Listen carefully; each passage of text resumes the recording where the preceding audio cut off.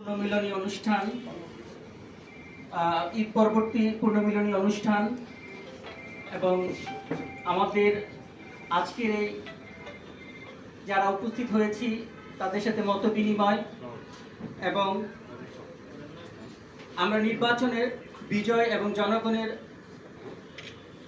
আকণ্ঠ সমর্থনে বিএনপি রাষ্ট্র ক্ষমতায় অধিষ্ঠিত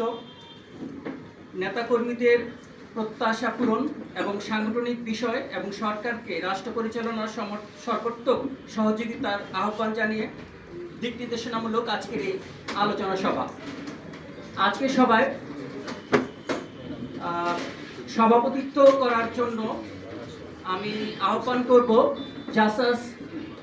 ঢাকা মহানগর উত্তরের সংগ্রামী সদস্য সচিব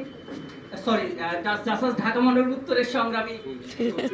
দক্ষিণের সংগ্রামী সদস্য সচিব এবং সেন্ট্রালের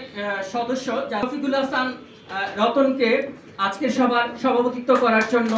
আহ্বান করছি।